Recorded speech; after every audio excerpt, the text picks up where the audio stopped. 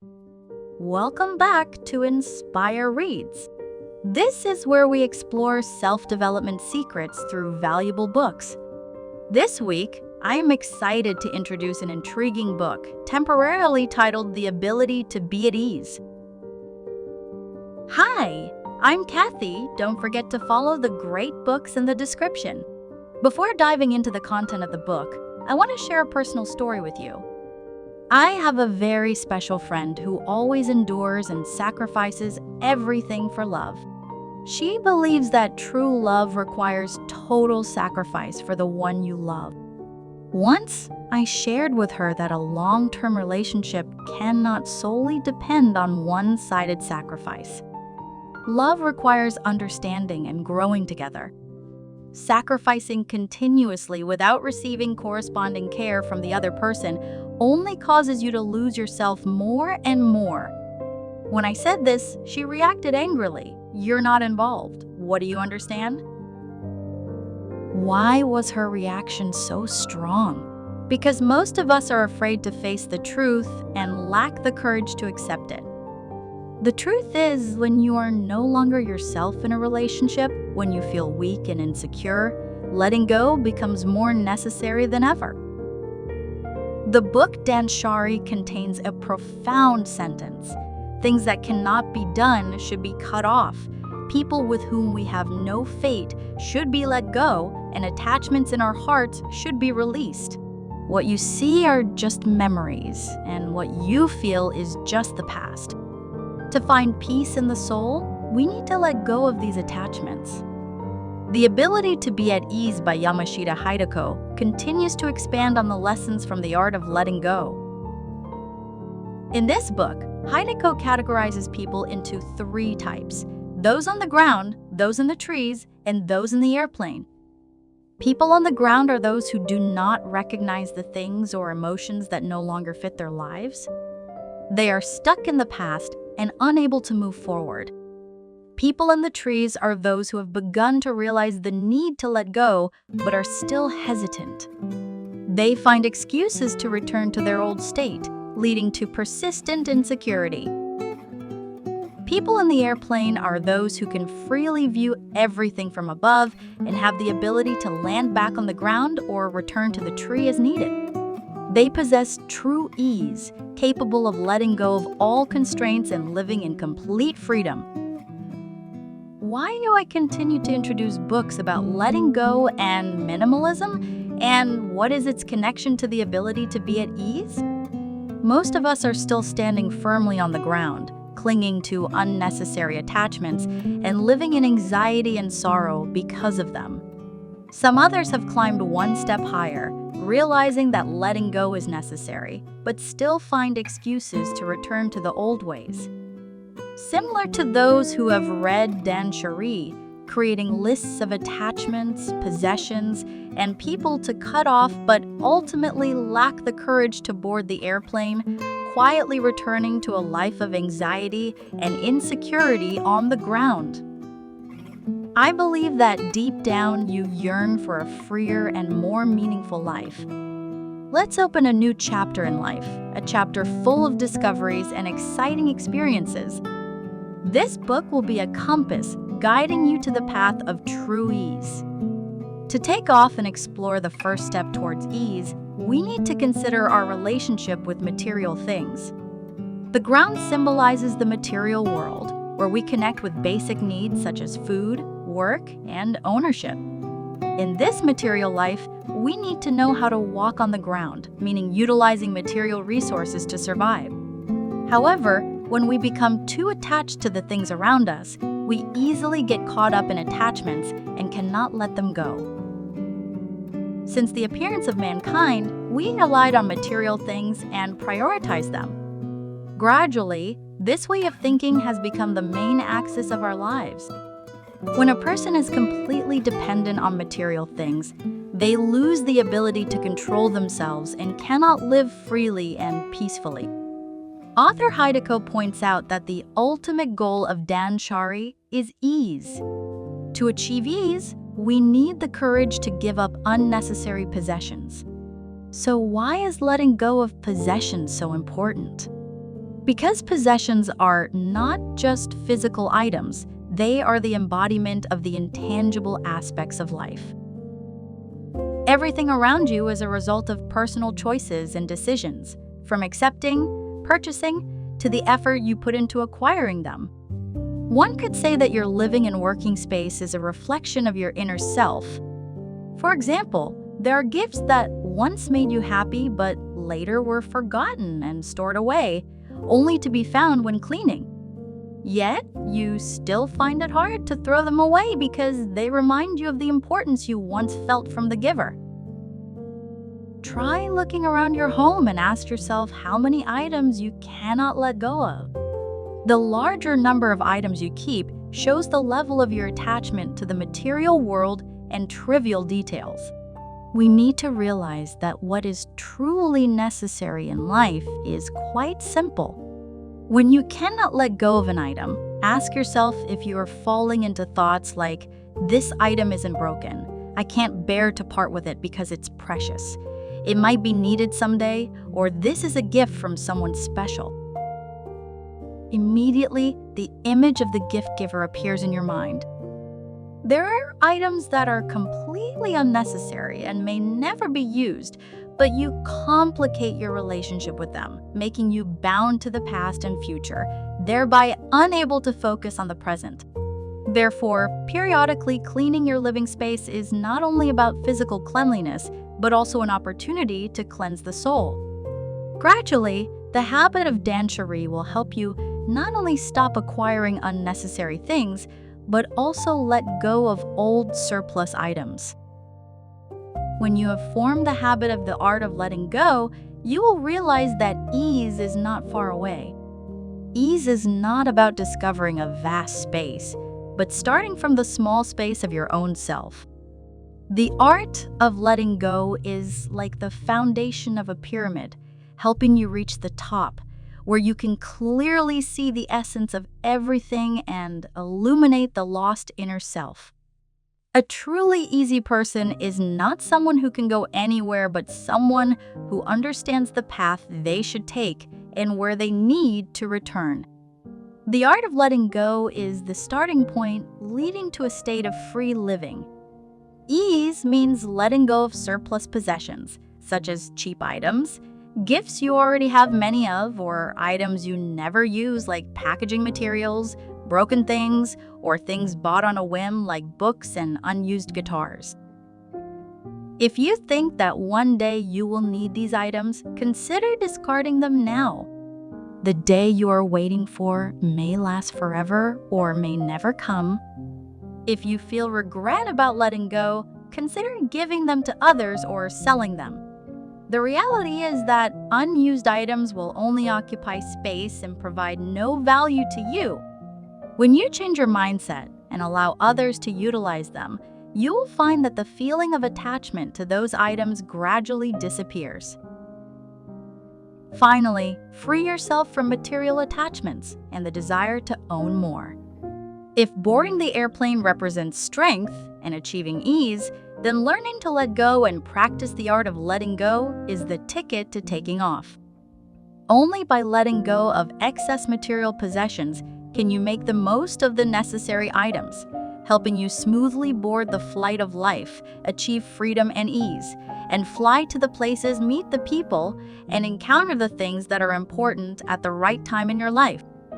To take off, enhance your mental resilience, and let go of life's troubles, we must accept the reality that troubles always exist as long as we are alive. When you're still anxious and troubled, ease will increasingly elude you. There are many situations around us that make us dissatisfied or angry. But if each time these things upset you, it is a sign that your mental resilience is still weak. This can be the reason you cannot achieve ease on the flight of life. So, what is true mental resilience? Similar to the immune system in the body, which helps you recover from a cold without medication, mental resilience works in a similar way. When facing problems, people with low mental resilience are easily affected, often feeling frustrated, angry, and worried. These negative emotions are like dense black clouds covering the soul, causing constant turmoil. On the contrary, people with high mental resilience can maintain their spirit, always optimistic and full of joy in every moment of life. To self-assess your mental resilience, consider the following 3 characteristics. The first characteristic, people with low resilience often lack self-confidence. They easily give up in the face of challenges, with negative thoughts such as, "I can't do it," "This is too hard," or "I am not capable." The second characteristic, they are often overly influenced by others' opinions. They are easily swayed by evaluations, actions, or words from others and are very sensitive to criticism or dissatisfaction. They tend to need recognition and understanding from others, leading to strong reactions to any criticism. The final characteristic, they often self-limit due to fear of change and failure. With an excessive protective mindset, these individuals are often reluctant to face challenges and avoid risky situations.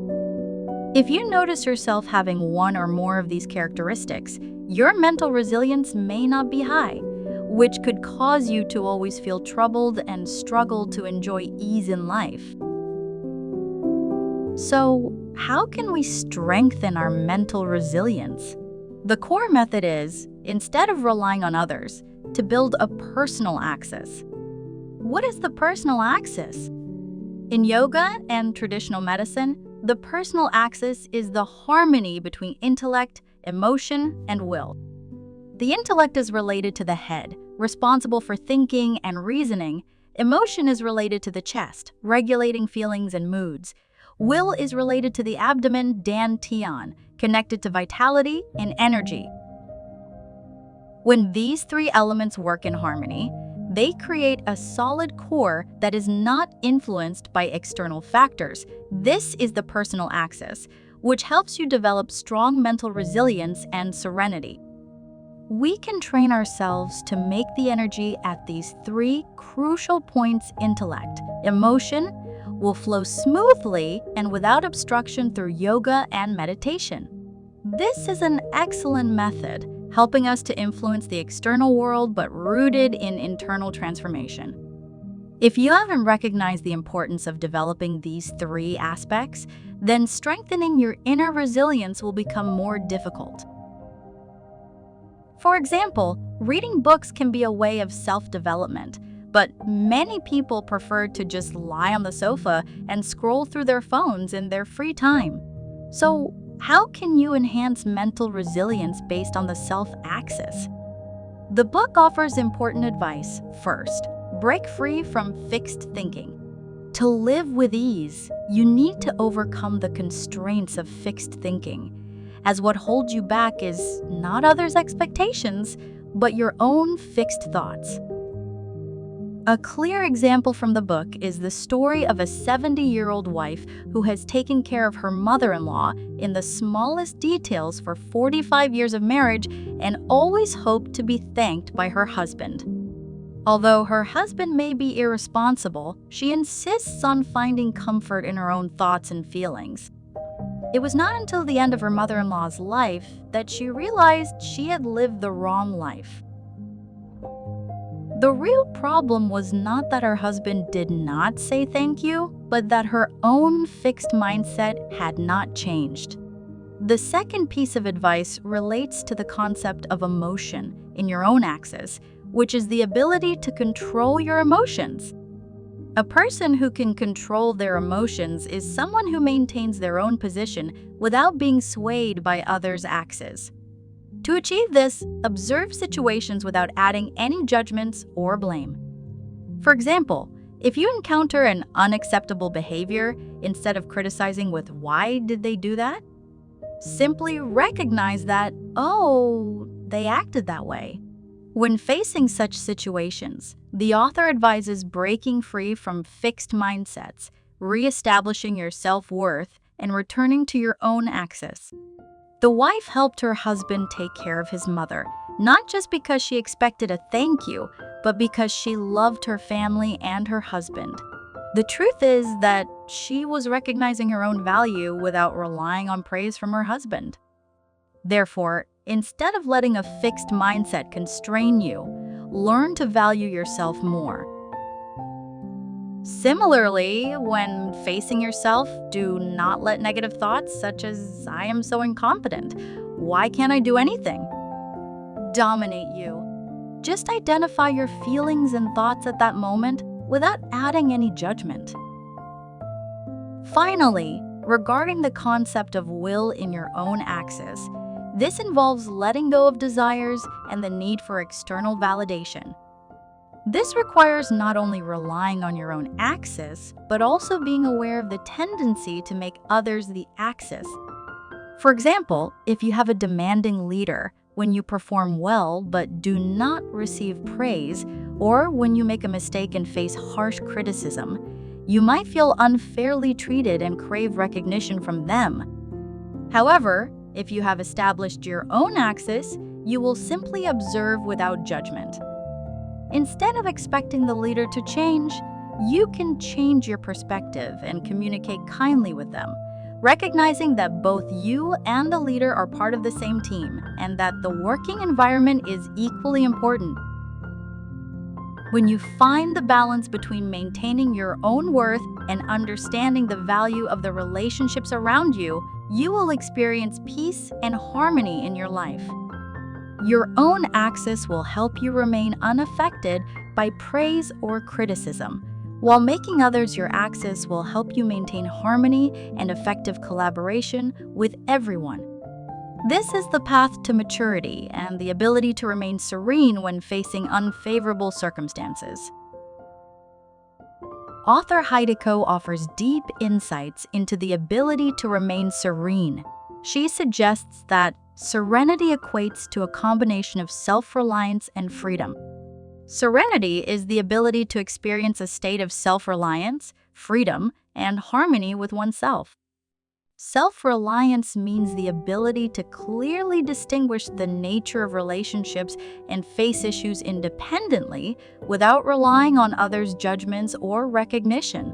This is a state of selfhood that makes oneself the axis, loving and recognizing one's own value. Freedom is the ability to act flexibly by establishing one's own axis, while also being able to make others the axis when necessary for effective adaptation. This is a state of selfhood that is free and adaptable. Ultimately, serenity is the ability to remain unaffected by binary notions such as good-bad, rich-poor, beautiful, ugly, right-wrong, or narrow perspectives. Serenity is the state of a generous, compassionate, and grateful self. By achieving the ability to remain serene, your life will undergo significant changes, potentially even creating a revolution in your destiny.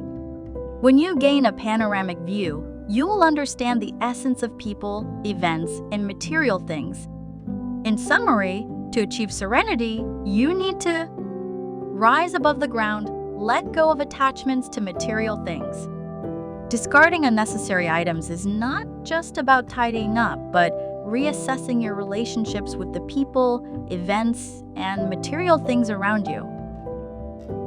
Lighten your emotional baggage, face the frustrations when things don't go as expected, and strengthen your emotional resilience by establishing your own axis. Wisdom, break free from fixed mindsets. Emotion master, your emotions, not getting caught up in others' axis. Will let go of the desire for validation from others. Ascend, when you have ascended, you will gain a panoramic view, and serenity becomes the highest level of spiritual power. As a philosopher once said, life is a journey back to serenity. I hope we can keep our steps steady on this journey and remain serene in every moment. Thank you for listening. If this video was helpful, please share it with those in need. Like, subscribe to the channel, and turn on notifications so you don't miss the latest videos. See you in the next videos.